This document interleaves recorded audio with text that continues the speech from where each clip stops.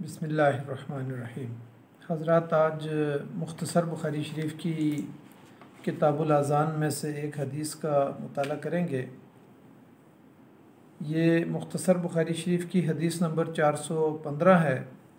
और बुखारी शरीफ की तरतीब के लिहाज से ये हदीस नंबर 698 है और फ़ी ज़िलालिल हदीस शरह बुखारी शरीफ की तरतीब के मुताबिक 667 है।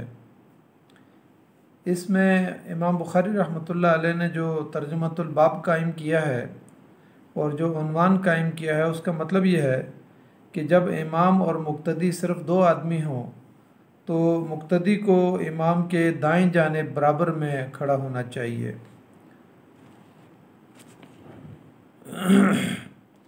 अन इब्न अब्बास रज़ियल्लाहु अन्हुमा क़ाला निमतु इंदा मैमूनता वन्नबी सल्लल्लाहु अलैहि वसल्लम इंदहा तिलकल लैलता फतवज़्ज़अ सुम्मा क़ामा युसल्ली फ़कुमतु अन यसारिही फ़अख़ज़नी फ़जअलनी अन यमीनिही फ़सल्ला सलास अशरत रकातन सुम्मा नामा हत्ता नफ़ख़ा वकाना इज़ा नामा नफ़ख़ा सुम्मा अताहुल मुअज़्ज़नु फ़ख़रज फ़सल्ला वलम यतवज़्ज़अ। हज़रत इब्न अब्बास रज़ियल्लाहु तआला अन्हु से रवायत है, उन्होंने फरमाया कि मैं एक रात हज़रत मैमूना रज़ियल्लाहु तआला अन्हा जो उनकी खाला थी उनके पास मैंने रात गुजारी। तो उस रात नबी सल्लल्लाहु अलैहि वसल्लम भी हज़रत मैमूना रज़ियल्लाहु तआला अन्हा के पास थे।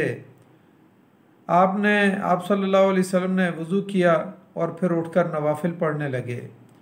तो हज़रत इब्न अब्बास रज़ियल्लाहु तआला अन्हु कहते हैं कि आप सल्लल्लाहु अलैहि वसल्लम मैं भी उठा और वज़ू किया और फिर नबी सल्लल्लाहु अलैहि वसल्लम के बाएं जानिब खड़ा हो गया। आप सल्लल्लाहु अलैहि वसल्लम ने मुझे पकड़ा और अपनी दाएं जानिब कर दिया। फिर वो फरमाते हैं कि आप सल्लल्लाहु अलैहि वसल्लम ने 13 रकत नमाज अदा की, यानी 12 रकत तहज्जुद और 1 रकत वितर का ताक करने के लिए, तो 13 रकत नमाज अदा की। और फिर उसके बाद आप सल्लल्लाहु अलैहि वसल्लम सो गए और आप सल्लल्लाहु अलैहि वसल्लम खराटे लेने लगे। और वो फरमाते हैं कि आप सल्लल्लाहु अलैहि वसल्लम की आदत थी जब आप सल्लल्लाहु अलैहि वसल्लम सोते तो उस वक्त आप सल्लल्लाहु अलैहि वसल्लम खराटे लेते थे। इसके बाद मुअज्जिन आया और आप सल्लल्लाहु अलैहि वसल्लम बाहर तशरीफ़ ले गए और फ़र्ज़ नमाज फ़जर की पढ़ाई और आप सल्लल्लाहु अलैहि वसल्लम ने वज़ू नहीं किया। अब ये हदीस इससे पहले भी गुज़र चुकी है, लेकिन यहाँ पर तकरार के साथ इस हदीस को लाने का इमाम बुखारी रहमतुल्लाह अलैह का मकसद ये था क्योंकि इसके आखिर में ये इजाफ़ा था कि नबी सल्लल्लाहु अलैहि वसल्लम ने तहज्जुद पढ़े और उसके बाद वितर अदा किए और उसके बाद आप सल्लल्लाहु अलैहि वसल्लम सो गए और आप सल्लल्लाहु अलैहि वसल्लम ने सोते हुए खराटे लिए, यानी गहरी नींद में चले गए। और उसके बाद मुअज्जिन आए और आप सल्लल्लाहु अलैहि वसल्लम ने उठ के नमाज़ पढ़ाई, लेकिन आप सल्लल्लाहु अलैहि वसल्लम ने वज़ू नहीं किया। इस हदीस से इमाम बुखारी रहमतुल्लाह अलैह जो मकसद यहाँ बयान करना चाहते हैं, पहली बात तो उसमें यही है कि अगर दो अफराद हों, यानी यानी मुकम्मल जमात ना हो कि एक इमाम हो और दो मुक्तदी हों या उससे ज़्यादा मुक्तदी हों, लेकिन अगर सिर्फ दो ही अफराद हैं और उन्होंने जमात करवानी है तो फिर मुक्तदी को चाहिए कि वो इमाम के दाएं जानिब खड़ा हो जाए। अब इस हदीस में भी हज़रत इब्न अब्बास रज़ियल्लाहु तआला अन्हु फरमाते हैं कि अगर गलती से मुक्तदी बाएं जानिब खड़ा हो जाए तो फिर इमाम को चाहिए कि वो मुक्तदी की इस्लाह कर दे और मुक्तदी को पकड़ के दाएं जानिब कर दे। तो फिर यानी जिस तरीके से नबी सल्लल्लाहु अलैहि वसल्लम ने इब्न अब्बास रज़ियल्लाहु तआला अन्हु जो उस वक़्त बच्चे थे, जो घर में रात को सोए हुए थे, तो इसका मतलब यह है कि नबी सल्लल्लाहु अलैहि वसल्लम ने उनको पकड़ के दाएं जानिब किया तो वो दाएं जानिब खड़े हो गए और फिर जमात मुकम्मल करवाई आप सल्लल्लाहु अलैहि वसल्लम ने। तो यहाँ पर ये बात इमाम बुखारी रहमतुल्लाह अलैह साबित करना चाहते हैं कि अगर इमाम इतना अमल कलील करता है तो उससे नमाज फासिद नहीं हो जाती कि एक मुक्तदी को पकड़कर बाएं जानिब से दाएं जानिब कर दिया तो ये अमल कलील है, ये अमल कसीर नहीं है, इससे नमाज फासिद नहीं होती। इस हदीस से दीगर जो मसाइल इससे पहले भी हमने पीछे हदीस के अंदर बयान किया कि इससे जो दीगर मसाइल निकलते हैं, एक एक मसला तो ये है कि चूँकि इब्ने अब्बास रज़ियल्लाहु तआला अन्हु नाबालिग थे और अपनी खाला के घर में रात को सोए हुए थे, और नबी सल्लल्लाहु और बाद सहाबा इकराम ने और हज़रत अब्बास रज़ियल्लाहु तआला अन्हु ने रात के मामूलात देखने के लिए, बाद रवायात के अंदर ये भी आता है कि इब्ने अब्बास रज़ियल्लाहु तआला अन्हु को सहाबा इकराम ने इसीलिए भेजा था कि नबी सल्लल्लाहु अलैहि वसल्लम के रात के मामूलात को देखा जाए। तो वो कहते हैं कि मैं भी सो गया और नबी सल्लल्लाहु अलैहि वसल्लम भी, और सारे सो गए। तो फिर नबी सल्लल्लाहु अलैहि वसल्लम बेदार हुए और फिर आप सल्लल्लाहु अलैहि वसल्लम ने उठ के तहज्जुद पढ़े, तो मैंने भी उठ के आप सल्लल्लाहु अलैहि वसल्लम के साथ तहज्जुद पढ़े। लेकिन यहाँ पर वो ये यानी मुहद्दिसीन ने यहाँ पर यह नुक्ता निकाला है कि अगर कोई रवायत नाबालिग बच्चा भी करे और वो सिका हो तो उसकी रवायत को लिया जाएगा। जैसे इब्ने अब्बास रज़ियल्लाहु तआला अन्हु की इस हदीस को कई मरतबा बुखारी शरीफ में तकरार के साथ लाया गया है, कहीं बच्चों की रवायत के हवाले से, कहीं तहज्जुद के हवाले से, कहीं जो है ना यानी इमाम और मुक्तदी के यानी अगर मुक्तदी बाएं जानिब खड़ा हो जाए तो दाएं जानिब करने के, तो मुख्तलिफ अबवाब के अंदर ये हदीस आई है, जैसा कि इससे पहले भी आई है। तो एक बात यहाँ पर यह भी साबित होती है कि अगर कोई नाबालिग बच्चा कोई रवायत करे नबी अकरम सल्लल्लाहु अलैहि वसल्लम से और वो बच्चा पुख्ता हो इल्म के अंदर और सिका हो, क्योंकि नबी सल्लल्लाहु अलैहि वसल्लम ने जब इनको पकड़ के दाएं जानिब किया था तो ये नबी सल्लल्लाहु अलैहि वसल्लम के आगे की तरफ से घूम के नहीं आए थे, बल्कि नबी सल्लल्लाहु अलैहि वसल्लम ने आगे की तरफ से घुमाना चाहा तो ये पीछे की तरफ से घूम के दाएं तरफ आए। तो नबी सल्लल्लाहु अलैहि वसल्लम ने इनसे पूछा नमाज से फारिग होने के बाद कि मैंने तो तुम्हें ऐसे पकड़ के जो है ना दाएं तरफ करने की कोशिश की, तो तुम आगे से क्यों नहीं आए? तो इन्होंने फिर कहा कि मैं अल्लाह के पैगंबर सल्लल्लाहु अलैहि वसल्लम के आगे से कैसे गुजर सकता हूँ। तो फिर नबी सल्लल्लाहु अलैहि वसल्लम ने दूसरी अहादीस के अंदर आता है, फिर नबी सल्लल्लाहु अलैहि वसल्लम ने इनके इल्म में और इनके यानी अमल में जो है ना बरकत के लिए दुआ की। तो इस लिहाज से ये बच्चे थे, नाबालिग थे, और इन्होंने ये हदीस रवायत की है और ये बुखारी शरीफ में कई मरतबा आई है। तो इससे ये बात साबित होती है कि बच्चे की रवायत को लिया जा सकता है। दूसरे नंबर पर इस हदीस से ये बात साबित होती है, उमूमन हमारे यहाँ ये एक बहस चलती है हमारे माशरे के अंदर आज के दौर में कि नवाफिल की अदायगी के लिए जमात करवाई जा सकती है या कि नहीं, या रात को क़यामुल लैल में तहज्जुद जो है ना बाजमात अदा किए जा सकते हैं या कि नहीं। हालांकि यहाँ पर बाकायदा इस हदीस से ये बात साबित होती है कि इब्ने अब्बास रज़ियल्लाहु तआला अन्हु और नबी सल्लल्लाहु अलैहि वसल्लम दोनों ने बाजमात नमाज अदा की। तो इससे ये बात साबित होती है कि नफली नमाज को भी बाजमात अदा किया जा सकता है। और इससे पीछे ही हमने इसी बाब के अंदर वो हदीस भी मुताला की कि जब नबी अकरम सल्लल्लाहु अलैहि वसल्लम 5 हिजरी में घोड़े से गिर गए थे तो आप सल्लल्लाहु अलैहि वसल्लम ने सहाबा इकराम को बैठकर नमाज पढ़ाई, और वो नफली नमाज थी और सहाबा इकराम पीछे खड़े होकर उन्होंने नमाज अदा की। अलबत्ता दूसरी मरतबा जब सहाबा इकराम अयादत के लिए गए तो नबी सल्लल्लाहु अलैहि वसल्लम ने फ़र्ज़ नमाज बैठ के पढ़ाई और साथ सहाबा इकराम को कहा कि बैठ के नमाज पढ़े। लेकिन बाद में नबी सल्लल्लाहु अलैहि वसल्लम के उस अमल को भी जो है आखिरी मरज़ुल मौत के अंदर नबी सल्लल्लाहु अलैहि वसल्लम ने बैठ के नमाज़ पढ़ाई और फ़र्ज़ नमाज पढ़ाई और बाकी सहाबा इकराम ने खड़े होकर नमाज़ पढ़ी। तो यानी यहाँ से ये बात साबित होती है कि नफली नमाज की बाजमात करवाई जा सकती है, नफली नमाज को बाजमात पढ़ा जा सकता है। क़यामुल लैल में और तहज्जुद के वक़्त जो है ना अगर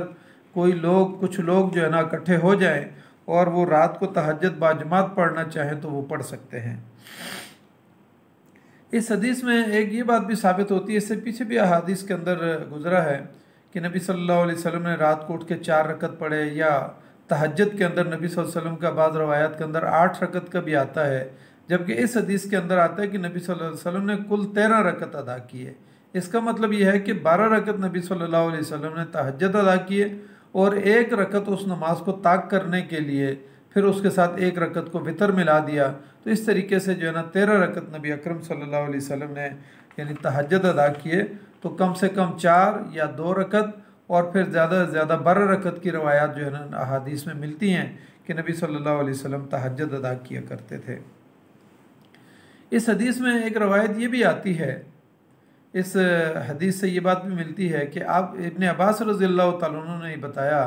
कि नबी सल्लल्लाहु अलैहि वसल्लम ने तहज्जुद पढ़े 13 रकत और उसके बाद आप सल्लल्लाहु अलैहि वसल्लम लेट गए। और ये नबी सल्लल्लाहु अलैहि वसल्लम का उमूमन मामूल होता था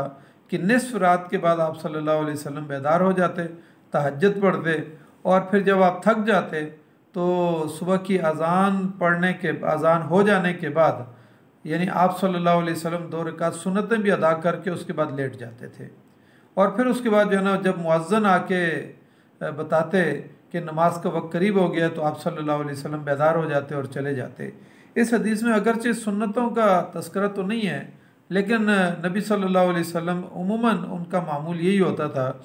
कि तहज्जुद पढ़ते, थोड़ा बैठ जाते, उसके बाद अज़ान हो जाती, फिर 2 रकात सुन्नतें अदा करते और उसके बाद नबी सल्लल्लाहु अलैहि वसल्लम लेट जाते थे। जिसको आज हमारे जो इस माशरे के अंदर अहले हदीस भाई हैं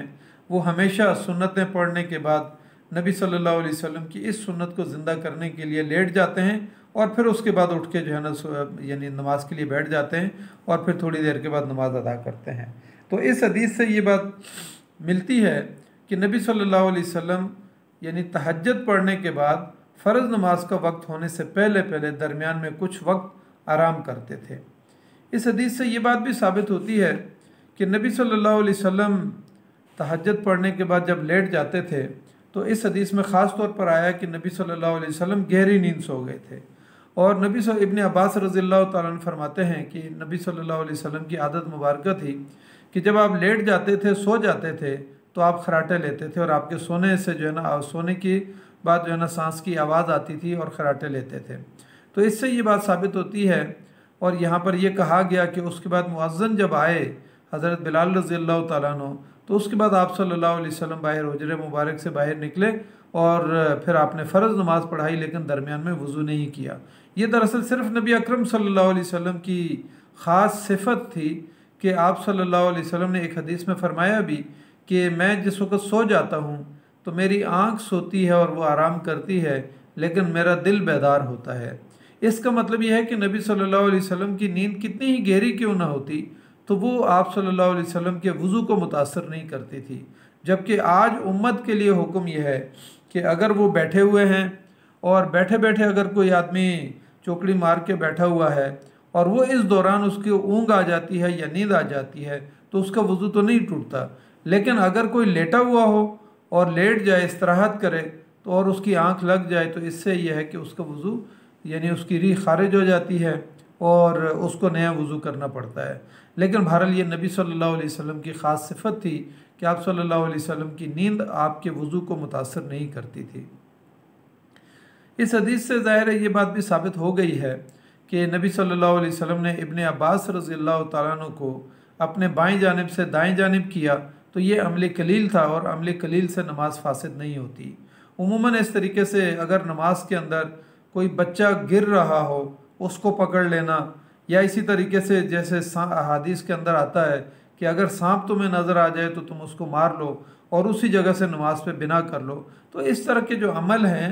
जिसमें इमाम जो है ना मुक्तदी की सफ सीधी कर देता है या उसको कोई इशारा कर देता है या ऊंची आवाज़ से जो है ना किरात शुरू कर देता है, तो यानी कोई इशारा करना मतलूब होता है। तो ये तमाम अमल जो हैं इससे नमाज जो है फासिद नहीं होती। ये अमल कलील होता है, अमल कसीर नहीं है जिससे नमाज फासिद हो जाए।